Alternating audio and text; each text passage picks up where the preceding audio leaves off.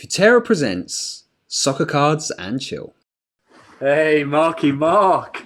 Hey, I've had Partington. How are you doing, mate? This is cool. We're both really excited. This is the first ever edition of Soccer Cards and Chill. First question, Mark: are we going to be down with the kids, and are we going to go with cards and spell it with a Z or an S? I don't personally think we're cool enough.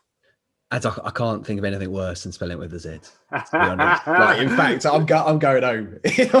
I'm going home if we're going to spell it with a Z. We can't do that. We can't, especially to the card community. I don't think they'll ever forgive us if we spell it with a Z. So yeah, that's settled. I'm not sure. Yeah, I'm really not sure. Me and you can carry off that. No, we're not. We're not cool enough. Not cool enough. So who's this podcast for then? To start with, well, I think, Mark, that it's for guys who maybe aren't too familiar with soccer or football, depending on where you are in the world. So for me, the reason why we're doing this podcast is to try and help them. So if you're new to football and soccer, we will speak a little bit more in a second about why we feel that we have the credentials to talk about this sport at length. This is a good podcast for you. And then also, I think it's brilliant, and I imagine it will be very insightful for those guys that have collected soccer cards forever, because what we're able to do, and again we will explain this further as to why, is we're able to maybe shine a light on what it's like to work in this industry, as opposed to just collect. So agree? I think that's right, Ads. Obviously, unless you're living under a rock at the moment, you're understanding that sports card are popping off. Especially in America right now, you're seeing the sort of news reports that there's a Kardashian that's collecting them. Gary V's Big Rob. Gary V's massively into it now, which is can only be good for the hobby. But what we're hearing about is basketball. What we're hearing about is baseball, the classics, what basically is the foundation for the hobby. But there's obviously a sleeping giant out there, and that's what we are. That's soccer or football. Let's call it. I don't know what we're going to call it, Ads, but I think we're going to go with football just because we're English. We'll go. I mean, we'll go with football because me and you are Brits, and that's how we would refer to it as. But I think we're obviously going to name the podcast Soccer Cards because we understand that football can mean something very different to Americans. It's the world sport, isn't it? That's the key thing. And with soccer cards or trading cards popping off at the moment, we're now looking at it and saying, well, there's a whole world out there that maybe isn't quite as educated at the moment on the sport. And that's a key part of what trading cards is at the moment, is having an education to understand why you're collecting certain players in baseball, why you're collecting certain players in basketball. And football obviously is probably the most complicated of all the sports. Why do you think then? Let's give the audience a bit of insight. Why are you the right person to talk about soccer cards specifically, Mark? Oh, that's the right person. I don't think that's I'm not sure I'm going to take that accolade, but a little bit of background is I've been working in football cards now for 23 years. I know I don't look old enough. I know that already, Ads. For 23 years, I've been working in football cards. Straight up, Futera, that's where I've been working, and you're obviously Futera as well, Ads. Before we even go into it, I do want to put a caveat onto this, is that I don't want this to be a Futera podcast. Obviously, I've got a bias towards it because that's who I am, but I would love this to grow to have Panini and Tops, because let's be honest, we're all doing great things in our own way for the industry. And with a card boom on at the moment, it's not about the brand, it's about sort of what's happening within the hobby. And I'd love just to be able to get other people on from other brands to talk about what's going on, because we've done some great work with other brands. Recently we've worked with Onyx, the baseball guys, which just an education for me. I know nothing about baseball, and just understanding that and really getting my head around it. And then moving on to we've worked with TLA on the rugby cards recently. We did a wicked set of rugby cards. So it's really exciting to sort of even just talk to other people in the industry, because they're the people that understand it. They understand the background behind it. So I just wanted to put that caveat in. But okay, your question was why am I why have I got the education to be able to talk about it? Well, 20 years or 23 years in the industry. I've worked with Futera the whole time on that. And obviously we've gone from the early days. I think when I started, Fan Selection was just coming out. So you had sort of like collections with Man United, etc. Yeah, some of the guys listening to this or watching this will probably remember that Fan Selection set. I manage the Instagram account here at Futera, as you know, and yesterday I saw somebody tagged us in an old Leeds, some of the cards from the Leeds set, and that was a throwback. And then the other day I watched a pack break on YouTube of our Leeds set as well, incidentally, and there was some iconic 90s footballers in there. A young Alan Smith popped up. So yeah, some of the guys I reckon will remember that set. Not Smudger, the other Smith. There was some legendary players in there as well. But for me, it was fun. Like I was 17 or something like that as I was coming through it, and like just a little one on that one. I'm a massive West Ham fan, lads. So when I first come in on my first sorry about that, mate. It's all right, mate. I'll take it. So for the first couple of weeks I come in, I understand that we've got like a West Ham license, and every time that I try and do designs, I try and like sneak in Joe Cole and Paolo Di Canio into everything. You can pretty much see that throughout 23 years. Any way that I could sneak in Joe Cole or Paolo Di Canio into a set, I really will. So if anybody's watching and looked at the old Fan Selection, you'll see that there was a centerpiece card. And Joe Cole hadn't really become sort of like a mainstream person at that point. He's your boy, isn't he? If you look at the West Ham centerpiece card, he's right central on it. Probably didn't deserve to be on there at the time, but to me... Wow. Maybe not at the time. Yeah, but mate, a phenomenal footballer. That was probably. I know there was your rationale behind doing that wasn't maybe as pure as it should have been. Like you maybe wasn't. The Canio would have probably been a better shout at that time, right? But Joe Cole went on to be a terrific footballer, didn't he? So, do you know what, Ads? That probably is a precursor to what we're going to talk about a lot on today, which is just basically we're looking at sort of why trading cards are popping off at the moment, and part of that industry is rookies. And so I suppose that was a precursor then, looking at Joe Cole before he'd really come through to see if he was going to be the next big star. Don't know if I got that one right. He had a good career, but I don't think he turned into, well, he wasn't Lionel Messi, was he, in the end? But no. I think there was always a clip of him where he did a real piece of I can't. It's quite hard to articulate what he did on the pitch, but I always remember him doing this kind of funky where he like brought his right foot round the back of his left foot and then flicked the ball up and played a pass that way. And it's the first time I think I'd ever seen a player do that on the pitch. It's quite a famous clip of him doing this as a youngster, if I remember rightly. Is anyone at home knowing what you're talking about? They used to. The reason why I've ever heard. Listen, no. Listen, it's the reason I'm coming to my point. Which Come on, get there. I remember him doing that bit of skill. And Soccer AM in the UK used to use that clip a lot, right, for showboating. Yeah, and what I'm saying is that kind of in the old school way went viral. Therefore, I think people thought that Joe Cole off the back of that clip was going to be maybe better than he was, but he was still a terrific footballer. So that's a wonderful bit of knowledge there. So that clip is from the Youth Cup final. I think it was 1997. There you go. You're the one who's digging me out for making that point. No, it's a brilliant piece of knowledge because it was the Youth Cup final and it was West Ham versus Coventry. Now, if you look at that West Ham team, they had, I can't remember if they had Defoe in, but Carrick was in the team. Some other great youngsters Frank wasn't. It was just after. So the golden age of Frank and Frank Lampard and Rio Ferdinand, etc., was just before. Yeah. So these guys came through and you had Carrick, I think Defoe was there, and Joe Cole. And the team was unbelievable. I think they won 9-0 in the final. The Youth Cup final was 9-0. And it was televised live on TV. And Joe Cole did some incredible things that day. So that piece of video, we're not going to have a Joe Cole show today, but yeah, we're going to stop that piece of skill. If anybody wants to look on YouTube now, have a little look on YouTube because it's he was a magician. Let's be honest about it. He was. Why don't I tell the guys why I'm here? Because it's not just to look pretty in my 1995 because that doesn't work. It does. Look at this, Danker. I remember I used to have this jersey at school, and people used to say to me, "We're going to change it to a W."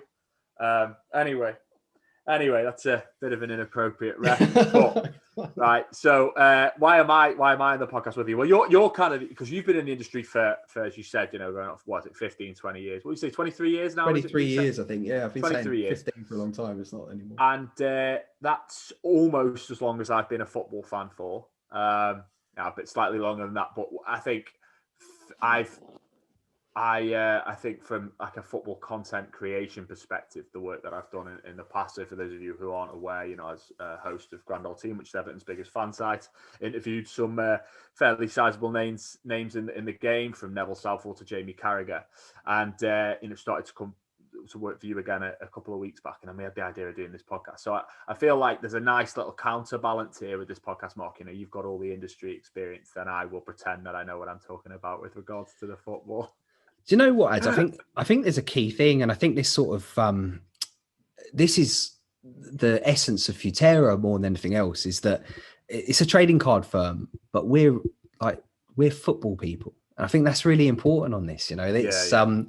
I love this because it's football. And this is all I've ever known. Like, as a kid, I got through school because of my love of football. I got through my career now with my love of football, and I think when you look at a Futera collection, the point of what we do is because we love the game. And I always call it sort of like a museum piece. I always see this as a museum piece. And over the years, I've got excited about sort of putting game worn jerseys of certain players that just excite. I'm looking behind you now, and Marcelo Salas is one of my favorite players in history. He almost signed for West Ham one time. I'm not going to mention West Ham again.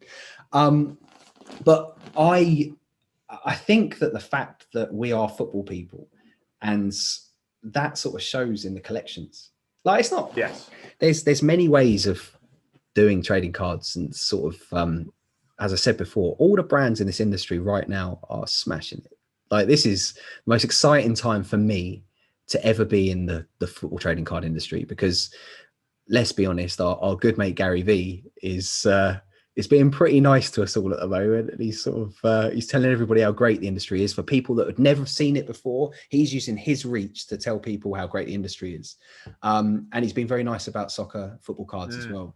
And that gives us all this opportunity to sort of start talking about what might be what is, I think, we're on the crest of it, the next big thing, the next big boom. And I keep calling it a renaissance, because it feels like one. So with regards to this boom that we're going through at the moment, what would you say, because you've experienced booms before in the 23 years that you've been involved in this space, but what is behind this current one, Mark, in your opinion, and how does it differ to previous trading card booms?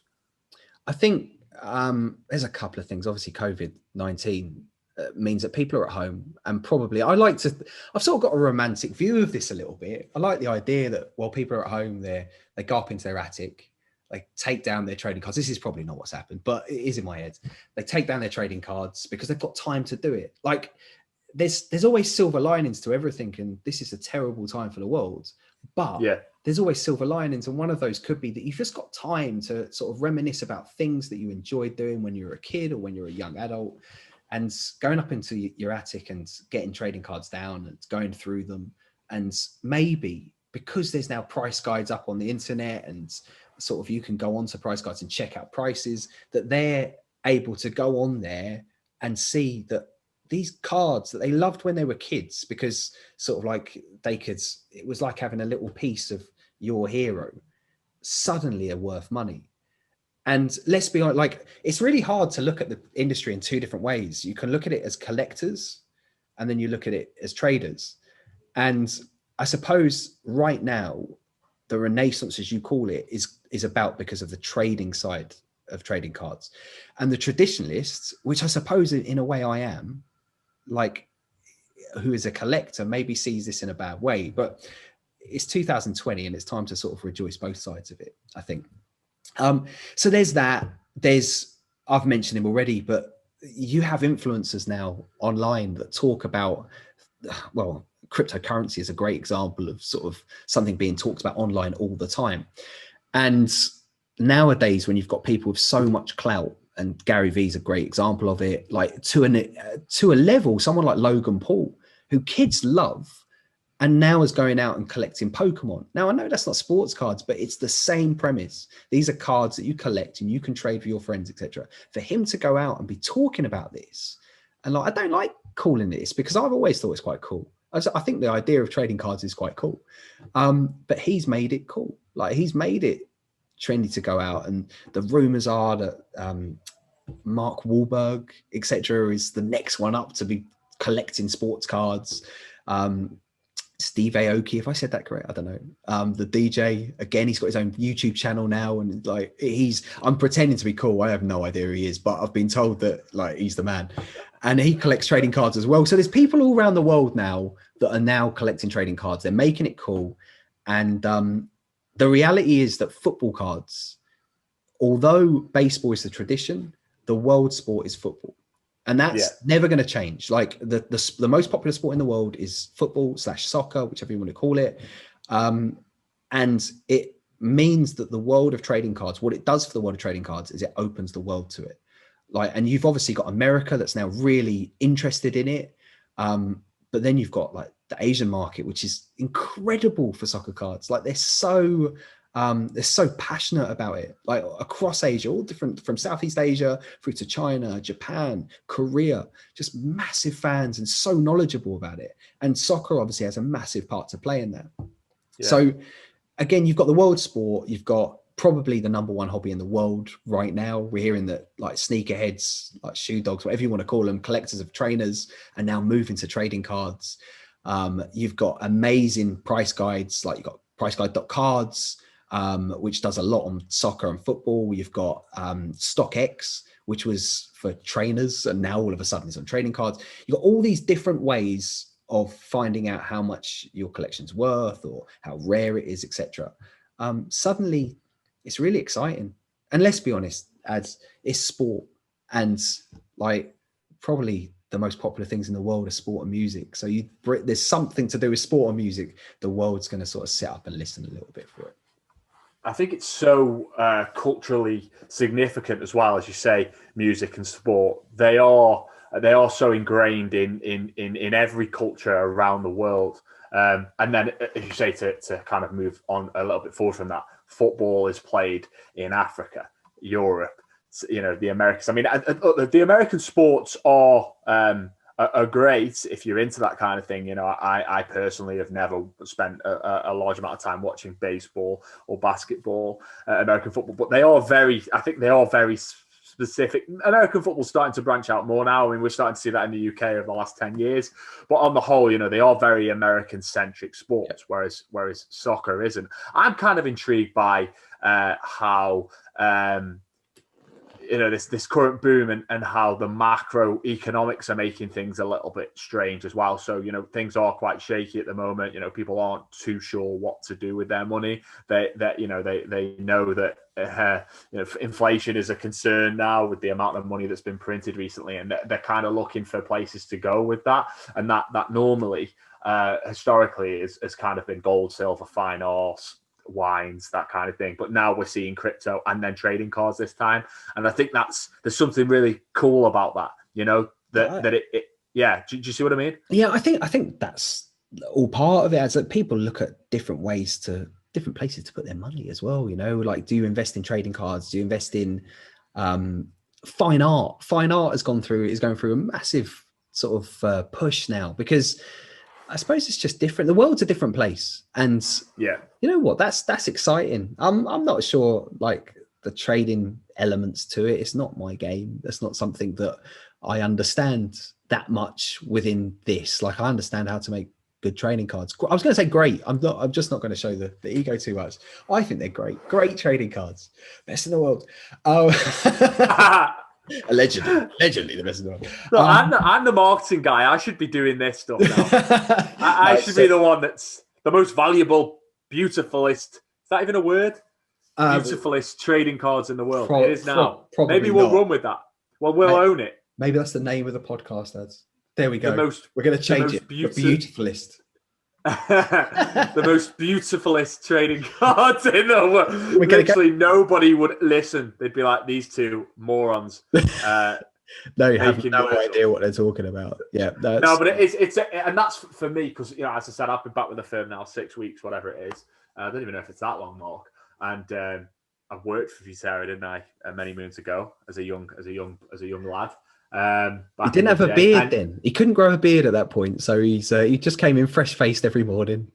Yeah, and now I'm all haggard and older, a father, and that kind of does that to you. But one of the main reasons why I came back, or why I was so excited to come back, was because of this new era that we've entered into with trading cards. And you'd given me some insight. I'd seen like people like Gary Vee talking about this.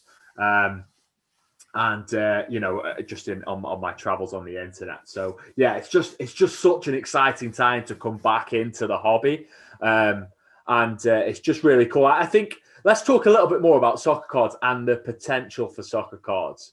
Yeah. Let's try and should we make some kind of should we maybe try and make some predictions? Like where does this go? Can you see it leveling off? What of us as manufacturers? What have we got to be careful of? That's a good way. That's a good talking point. Do you know what? There's always been a hobby. That's something that we've got to put into thingy, that the world now is talking about the hobby, and probably 2 new generations of people are coming to see the hobby. But let's not forget that the hobby has always been there.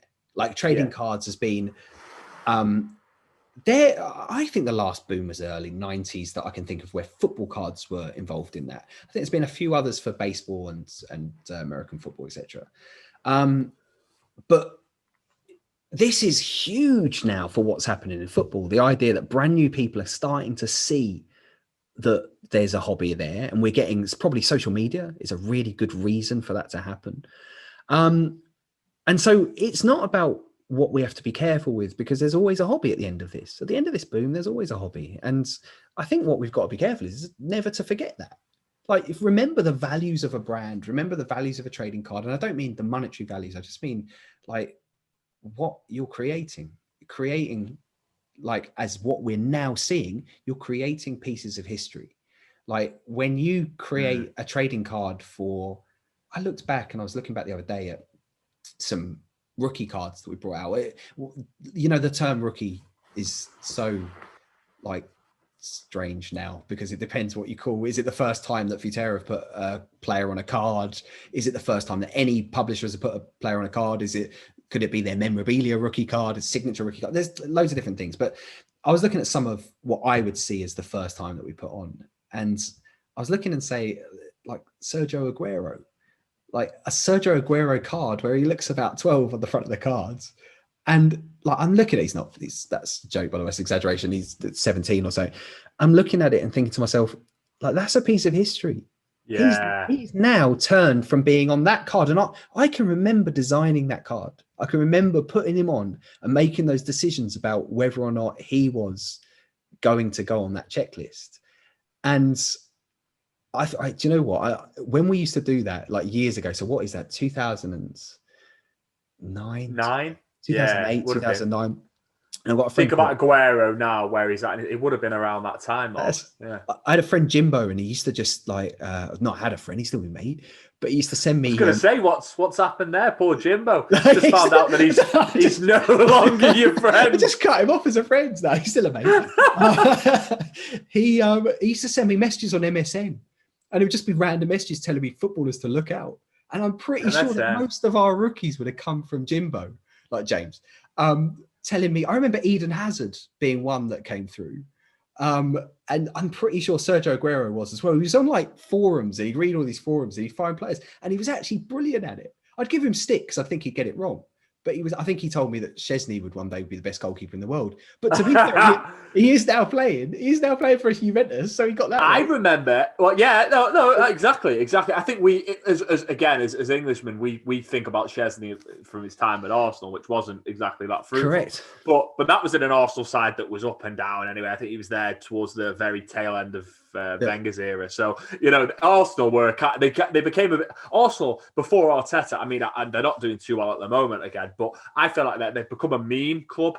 So anybody who's associated with them, I mean, in England, other fans haven't really taken Arsenal that seriously. And no offense to any Arsenal fans watching this, I'm sure you'll probably agree with this if you are, but as an Evertonian, I haven't taken Arsenal that seriously now for quite some time. Probably since Henry, Campbell, around that era. I honestly haven't, mate. I think that football, you know what, and this is again great on the trading card side of things. This education, like we'll go into it later about the education of football trading cards, which I think is really important.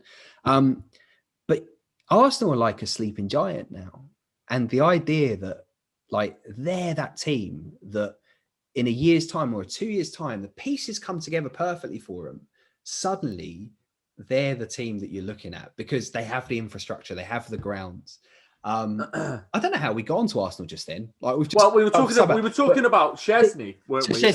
So Arsenal have got this. There's this whole thing around Arsenal that, like, to me, they're a Liverpool, they're a United, and but that's because right, I get it, mate. Sorry to interrupt there, but I'll tell you why I think that is. I think that is because me and you've got a couple of years on me, but we are roughly around the same era. And for me, growing up as a '90s kid, it was Manchester United and Arsenal. Yeah, so that's what I'm saying. It's even more pronounced. I remember you saying this to me about Liverpool. I remember us working together in the office over in Kota Kinabalu, where we had our office in Malaysia. And I remember saying, like, laughing about Liverpool, and you saying to me, I remember Liverpool in the 80s. It's really strange to me to see them because in 2010 Hodgson was the manager. Everton would beat them, which is it's strange to think about now. Hasn't happened in the last 10 years, incidentally. So we beat them, and you were like, this is really weird. Because you were like, for me, they were the creme de la creme in the 80s, and to see them now talking, as it was in 2010, and I feel like the kind of same thing might have happened to Arsenal on a bit of a lesser extent. But then it goes around in things because now look at them. Like, I know you're not going to like this, Eds, but to me, the best team in the world. It goes through in stages, and you have your ups and downs. And again, this is major for trading cards. You have your ups and downs as a club, but they're always massive teams. Like, they're huge teams. Like Liverpool, you go anywhere in the world. This is the big thing I always think about football. You go anywhere in the world and you can go into a bar or the park or anywhere or the shopping center and you'll see a Liverpool shirt. If you go into anywhere in Asia, you're going to see a Liverpool shirt. You're going to see a Manchester United shirt. You're going to see an Arsenal shirt. Now, I don't remember the last time I saw, I'm being really English here, but I don't remember the last time I saw a Real Madrid shirt, for instance, or a Barcelona shirt. Like, I don't see them out in Asia, but I see your Liverpool shirts everywhere I go. Like, just hugely supported, and probably because, and this again is why trading cards is going through that renaissance again, is because you had fans in the 80s who remembered and watched this incredible Liverpool team. Like, they were amazing. And now that generation are having kids now and telling their kids about the stories about like Ian Rush and John Barnes, going back further, Kenny Dalglish, etc. And now those parents have taught that to the kids, that there's this whole new like generation of fans as well. And that popularity, whether or not they're doing well or they're doing badly, it sort of doesn't go.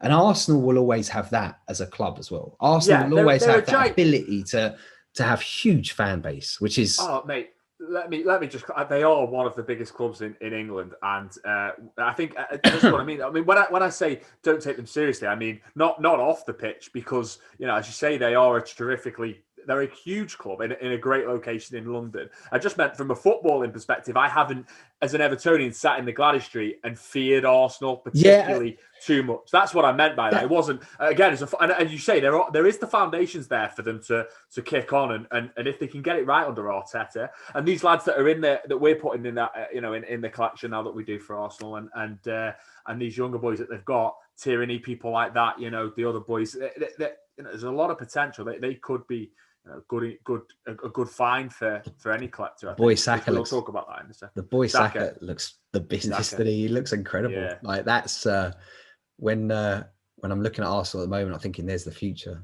Like come from nowhere almost. Like I'm watching players all the time, but unreal, incredible player. So that's exciting. That's exciting for England. That's exciting for Arsenal as well. But there's certainly a crop. Martinelli as well. You know, a big thing, Ads, as we go through this, my pronunciation of footballers is dreadful. Like it's going to be terrible. So if the comments underneath, that's funny. I just completely feel just as bad. That will probably happen. On the pronunciation of footballers, though, what you will find is so I remember football the best example I have of this is commentators referring to Joseph Yobo as Joseph Yobbo. Yeah. They'd say Yobbo on commentary, but then you'd say most people would just say Yobo. So sometimes I think like it's like it depends on how. Sometimes there isn't any one given pronunciation. Don't get me wrong, if you completely butcher it, but do you know what I mean? I think people make too much of a big deal of that. I was watching a game the other day, and the commentator said that one of the players had contacted them to tell him that he'd been pronounced his name wrong. It was Chofau at West Ham. I might be pronounced that wrong, and he asked if they could stop calling him Kofau because he wanted to be called Chofau, which is not wanted to be called. That's just his name. Like, imagine that. Like, my name's Mark, not Mac. Right? That's exactly what he said. But yeah, it's like Henri. People used to like. Is it Henri or Henry? Are we as Henry? Because that's what some. That's what we say. Terry Henry. Terry Henry. Sounds like some old school British centre half from the 40s. Terry Henry. God, he couldn't be further from the truth on that one, could he? He couldn't. He couldn't. What a player! What a player! You were making me think about one card from an old collection, a collection that I worked on, the Series 2 World Football collection, when we had the game at Futera. Again, some of the hardcore Futera veterans will remember these days. But if I recall rightly, there was Gareth Bale wasn't included as a future star. And I think you included him in the collection. I think then he was, because he started off as a right back, didn't he, Gareth Bale? He played right back for Tottenham. So I think you had him in as a defender, and I think you had him in as a 2-star defender, which is fair enough. In hindsight, this sounds preposterous, but at the time, people have to remember, if you weren't around in those days, Birmingham. There's a screenshot of a BBC article, and it's Alex McLeish, who was Birmingham manager at the time, talking about signing Gareth Bale for £3 million. Whether or not the board was sign off on it. Like, Gareth Bale wasn't always the superstar that we know him to be now, right? I think that he, as he became better, and like remember the game against Inter Milan when he was playing for Spurs, like Marcello, like absolutely no, it wasn't Marcello, Macon. Absolutely, like, he gave him the worst day of his life probably out on the pitch. I was in this real quandary because when you're putting out trading cards and you're doing checklists for trading cards, you're always looking for who the most popular players are in the world. But the way that we do our trading cards, you've also got to sort of space this out within like positions. And so when you do that checklist, you do your outline of which players should be included each year. And then you're going to have to cut some, because I can only have a checklist of say 100 players in unique. And of that 100 players, 5, I'm going to have to get this right because I'm going to look stupid if I don't. 5 are goalkeepers, 25 are defenders, 30 are midfielders, and 30 are strikers. I think that's right. Anyway, I can't remember. It is. That's correct. 5, 25. I think I've got that wrong. But anyway, that's all right. So you've then got defenders, midfielders, and forwards. Yet forwards worldwide are more popular. Like, there's so many popular, well-known forwards there. Midfielders, you got your attacking midfielders, etc. Popular again. Then you get to defenders and goalkeepers. It's a little bit less popular. It's 90 in the set, by the way. It's not 100, and you've got 10 future stars. Blah, blah, blah. Okay, so I don't want comments underneath on that one. But when you put in your defenders, you've got a little bit left over from your forwards, because you want to make sure that you've got all the big names of forwards in, and there might be 40 forwards. So I was under this quandary about how I could sort of shoehorn certain defenders in. So when Bale became a forward as opposed to being a defender, I sort of conveniently forgot that. And I think for about 5 years, I conveniently forgot that. And Gareth Bale in our collections was a defender for almost every single year. Like, I think it's probably only about 2 years ago I changed it over. And it was literally, and I kept on getting stick for it. Like, I'd meet a collector and he'd tell me that I got it wrong. And but I had to put Gareth Bale in there somewhere. And I had too many forwards. So he always went as a defender because he just helped me out, basically. And also, he did start off as playing right fullback. Yeah, when he was 17 or something. I remember him. I remember him playing there. But he was a two-star. He was a two-star player as well in the game. Yeah, at first he wasn't. He wasn't very good, to be frank. Like, he wasn't like Gareth Bale shot onto the scene, and like some players do. He's like an inverted Theo Walcott, in the sense that Theo Walcott burst onto the scene, had all this pace for Southampton in 2006. And I remember seeing a clip of him on Sky Sports News with my mum, incidentally. And we were both like, what? He just kept on kicking the ball in front of him and just sprinting. And we were like, this guy is the quickest guy, like Sonic the Hedgehog. And then, didn't really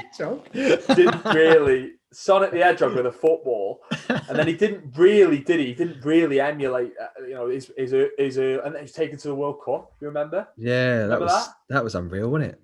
Yeah, and ironically, England had the opposite issue that you have with your collections at the time. England didn't have many centre forwards. They had Wayne Rooney, Heskey, maybe they took Defoe then. No, as I think, I've got to remember this again because this is obviously going to be on YouTube, so it will be remembered. But I think that the big controversy over that year was that Walcott was taken and Defoe was left at home. So you were left. You were taking basically a player that never played in the Premier League against probably one, finishing wise, probably one of the best strikers we've ever had. As just a pure finisher. If you look at, say, Jimmy Greaves, that would be before most people's time. Ian Wright, Shearer, brilliant finishers.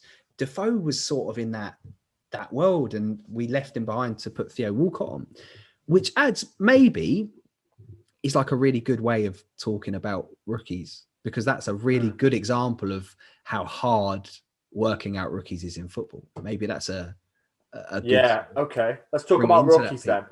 So I think that's mate, that's a really good topic to go on to, because I feel like people watching this, there'll be a large percentage of them that are currently, if they are coming at this from the investor side, and we do ask that the collectors try not to kill them, because I know that, as you've mentioned, collectors, it's their passion and they don't like to think of people coming in just to make a quick buck. And, we like to think as well as a trading card manufacturer that people are buying our cards because they love our cards. But the truth and the reality is that people will be looking to find the next best thing, get his rookie card, and then go on and potentially make some money in the future on it. And that's fine as well, how do you want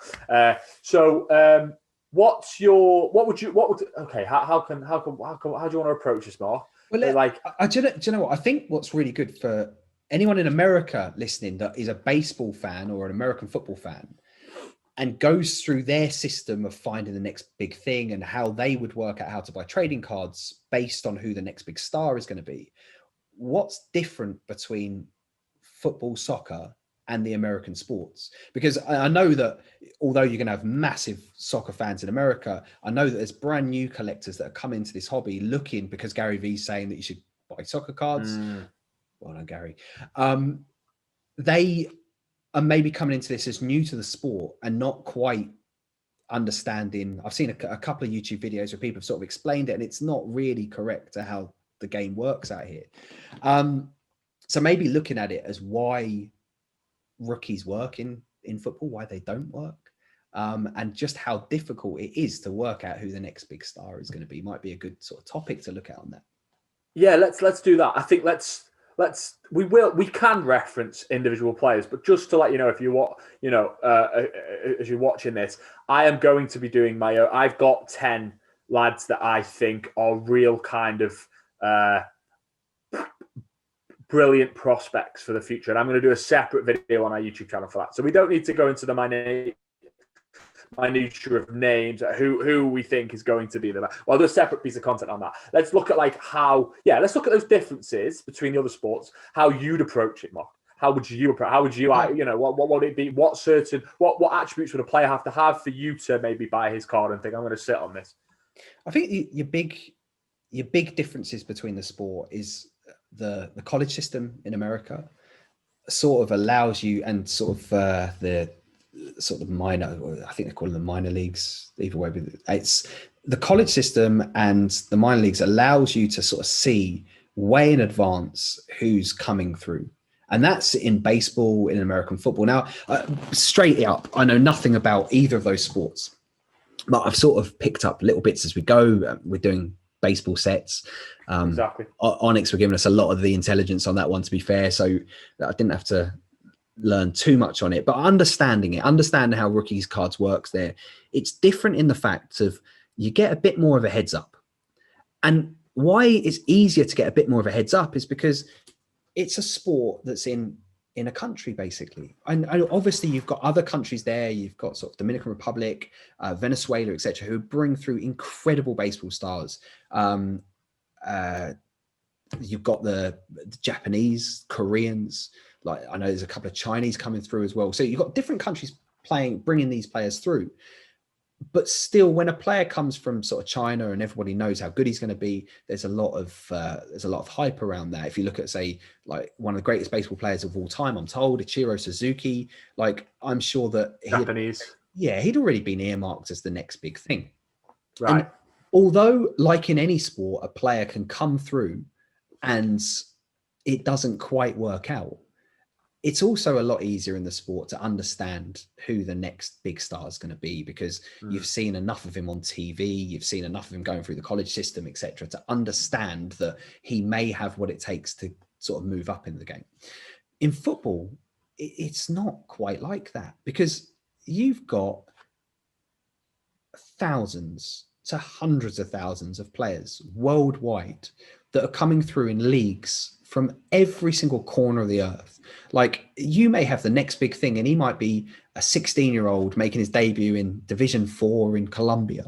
You may have a player that's playing in the under-16 Indian national team who no one's heard of yet, but is about to kick off. And like, to try and work out who the next big star is really early is really difficult. Now, there is obviously massive, like, there's been massive success stories of this kind of thing. And you can look at Messi was hidden quite well until his debut. And then suddenly, obviously, you watch him kick a ball live on television, you realize he's special.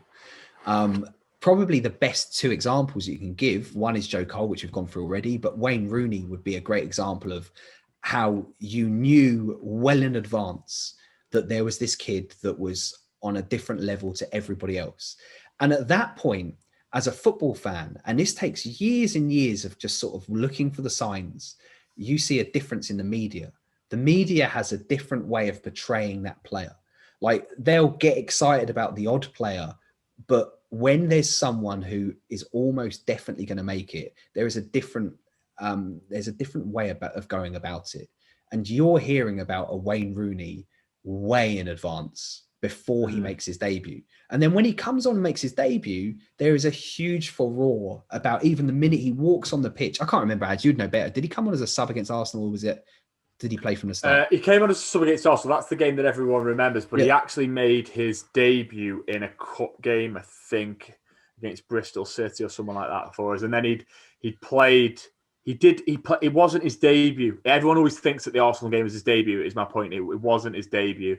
I can't exactly remember what the game was that was. The things with Wayne is that, and this was and I actually think people in this era now have a bit of an advantage, because you are right in everything you've said there. The only thing I would add is social media gives you a bit of an advantage. So you may hit, if Messi was coming through now, there's only so much that Barcelona could do to protect him.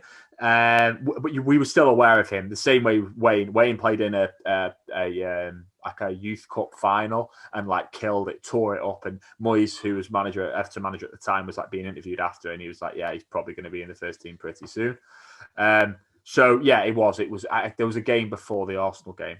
That goal was sort of the goal was what introduced him. And then people forget, I think it was maybe a week after, or couple of weeks after. Again, it's a long time ago now. I mean, this is the crazy thing. We're talking 2003, so forgive me for being a bit rusty on this one. But he went. We played Leeds away, and Everton have never beat Leeds. Oh, well, we've always been poor at Ellen Road, and he scored this.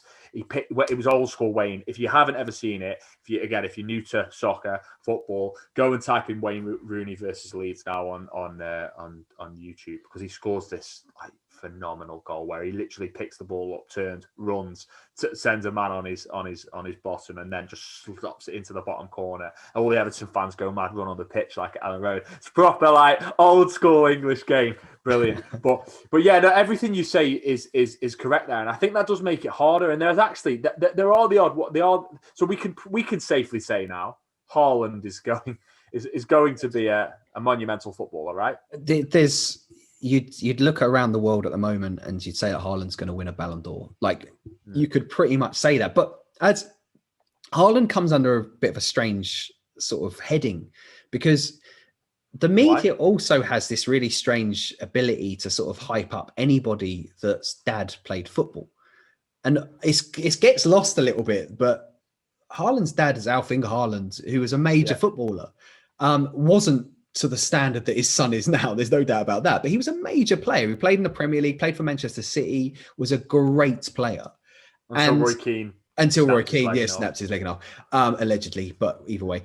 Allegedly, I mean, it's sort of, there's video footage of him putting in a fairly hairy tackle on him. So I don't know if we needed the allegedly there, but thanks for protecting us for illegal. It looked pretty painful. It was pretty bad. It was pretty painful. Wow.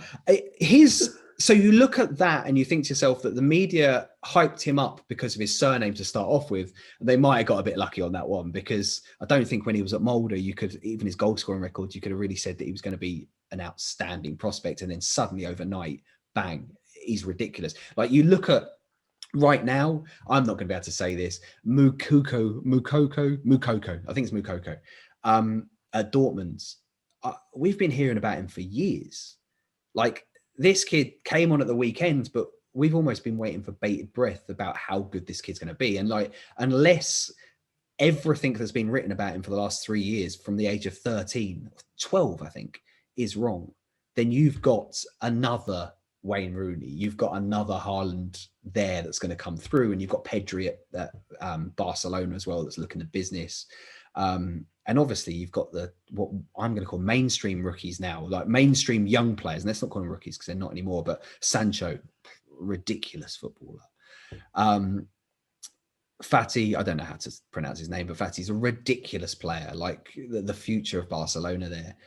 You've got some serious players coming through, but in football, there are so many that all it takes is one injury or a little dip in form, and the career can be totally different. And you brought up Theo Walcott before. Like, before we say it, Theo Walcott, in terms of football, has had a great career. Like, he's played for lots of clubs. He's won things, not much, but he's won things. He's played international football. But when he was burst onto the scene, this was the saviour of football ads. This was the next big thing, the saviour of England. This was going to be the greatest player we ever produced. And very similar to Jack Wilshere. Jack Wilshere was, again, the next big thing.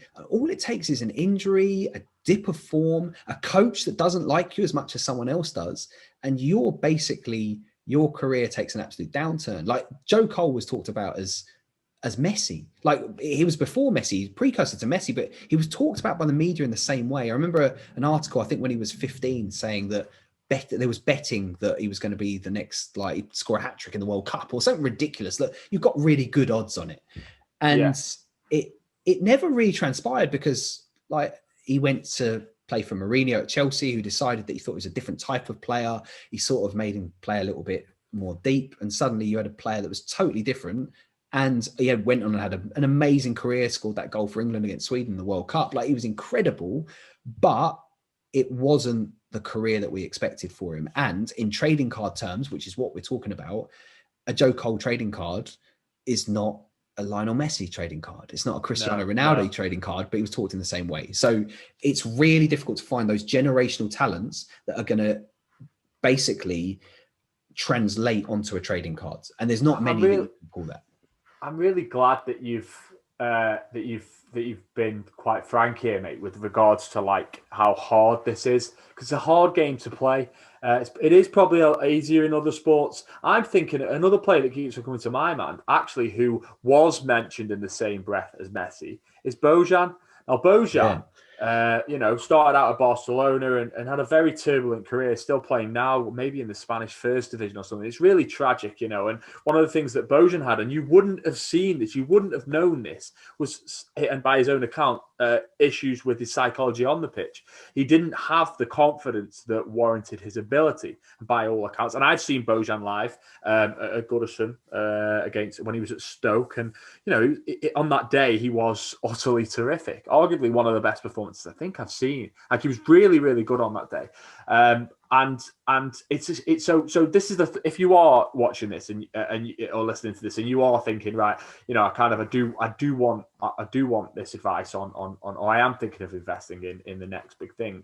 There are no dead certs. Haaland is a really good shout at the moment, and Mark's mentioned a couple of guys who've got lots of talent, but it's very, very hard, and you don't, and it might even not be something so obvious. Like, they might not get an injury. Haaland might not get an injury, but again, this is a bad example because I don't think this is the case with him. But he might suffer from the same things as Bojan did. Something might happen. Yeah. There's also things that can happen. I mean, this could have gone the other way for Wayne Rooney. I mean, Wayne Rooney, wasn't away from the game as a youngster by his own admission. If we were lucky enough to be speaking to him now, we'd probably say he was a bit of a live wire, and his career could have ended up in a completely different place, because he could have gone out and done something silly. You just don't know with these lads. So yes, the point is there are no real shoo-ins, and you need to be careful, right? I think there's probably moments though that, like, one player that we haven't even mentioned is probably the sort of the heir to the king, Mbappe.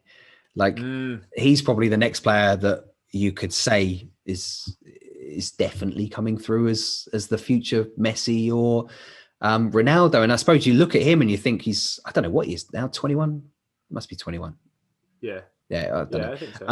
No, he is, because he was when there was a World Cup 2018. He was 19 then, so yeah, he'd be 21 now. Oh, what else? I'm going to Google it. I'm going to have a little look. I think he's he's either 21 or 22, because I clearly remember which, the last World Cup in Russia when he tore it up, he scored twice in the final, or three times, hat-trick in the final. Google. Sorry? Our friend Google says he's 21, so we're going to go with 21. There you go. Yeah. Well, you could work it out, because everyone knew that he was like a 19-year-old at the World Cup. I mean, he was sensational at that World Cup, and I think he was the first. He may have been, mate, the first player since. I mean, this will mean something now if you are new to soccer, because you will know who Pele is. But I again, correct me if I'm wrong, but I think he was the first player to score more than 2 goals in a World Cup final since Pele under a certain age. So again, that just gives you an indication that he might be very good. Well, he's won a World Cup. He plays for one of the best teams in the world. He holds his own in a side that's got Neymar in it as well. He performs in the Champions League. And for anyone old enough to remember Brazilian Ronaldo, we can look at that and think to ourselves, well, he's pretty similar. Like, do you think we'll see him in the Premier League? It depends. Like, he's playing for an iconic team now. Like, he's French and he's playing for an iconic side. Like, French football's cool. Like, let's be honest about it. It's just the coolest. It's just the coolest league in the world. And like, it sort of suits him. I would think style of play sort of suits him. I think he'll end up in Spain at some point. He'll end up maybe in the Premier League. But right now, I'm quite enjoying him being in France. Like, I just quite like the idea that he's. You know what? It doesn't matter which country someone's from, who they play for. As a football fan, when you see the next big thing come through, unless it's for Spurs. I wish West Ham had Harry Kane. When you see the next player come through, is like, as a football fan, it's a bit of a joy. And as a trading card producer, as someone who's passionate about trading cards, I always look at it as that opportunity for who's the next one on the checklist. Like, that's what actually is my passion now in football. I think looking for that next player, and Mbappe was gold. Like, when I can't even look at him as a youngster anymore. He's been around for so long. But how long have we been including him in our sets for, Mark? What sets is he in? I think he was in. I think he was in a 2017 set. Yeah. Could be 2018. I remember his Heritage Unique 2018 card, which is a beautiful card. Massively biased, but it was a beautiful card. That to me is the first one I can actually remember of a Futera card. I don't think there was one before that, but it's so I suppose for us that's his rookie cards, and yeah, like the excitement of getting him into the checklists was massive. Like there's players right now. Who are you most excited about now, mate? Is anybody where you're like, I can't wait to do a card of him? I know it's going to be. It's not Declan Rice. That's what you think. It's not Declan Rice. It's a player called Hannibal. I can't pronounce his surname, so I'm not going to Magie or say Hannibal at Manchester United is the player that I'm most excited about. He's a French player, came through Clairefontaine, like the famous sort of like footballing education, if you like, in France, like when huge players have come through. He signs for United. I can't remember who he signed from. He signed. I'm gonna check it. Bear with me 1 second. So I thought you were going to say. I'm not going to check it. But go on. I thought you were going to say the kid that comes from. I think he's at Ajax. Is it? Oh no! Now he's at. Is he at Boston now? Yeah. Xavi's the one that's. Xavi Simons is the one we should get for trading cards terms. Xavi Simons will be the most media friendly of all the footballers probably in history. Again, if you're going to guess at who the next big media star is Xavi Simons. Or Xavi Simons, however you're going to pronounce it. Like just the heritage, the pedigree that the boy has, and just how good he looks, and just how well already the media have taken to him. Like they're already talking about him. So he's massively important. Hannibal's the one I'm excited about because I think he's going to be on a different level. Pedri is really exciting at the moment. I don't know if he's ever been on a trading card. He'll certainly be on our next collection. Pedri's really, really exciting. Mukoko, massively exciting as well. There's one other as well. As you know, massively into our Australian football for obvious reasons at Futera.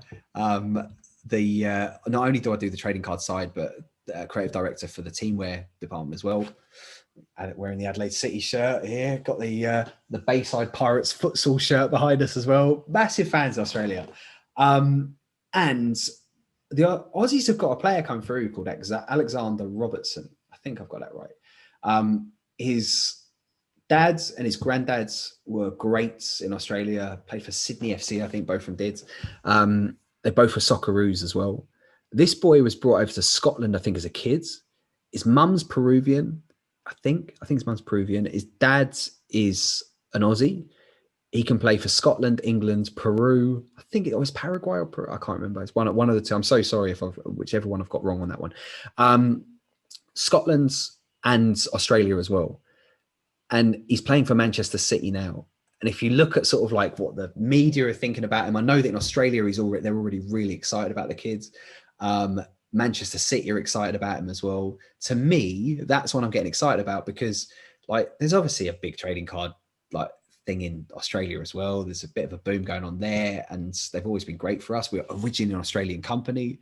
So anyone Aussie that's coming through sort of excites us over there. And obviously our Futera's link to teamwear out there. Adriano Pellegrino, the A-League player as well, is a partner of Futera. So yeah, we've got a bit of passion out there, and to see one of their kids come through and he genuinely is world class from what we're hearing as a youngster. I'll be really, just from a personal point of view, it'll be exciting to put him on his first card at Futera. Again, I think that's why Futera is a bit different. Sort of the passion of putting these players through. It's not just about Mbappe. It's not just about sort of Sancho going on a card. They're obvious. It's the ones that we find and put into a card, and then they come through and become big stars.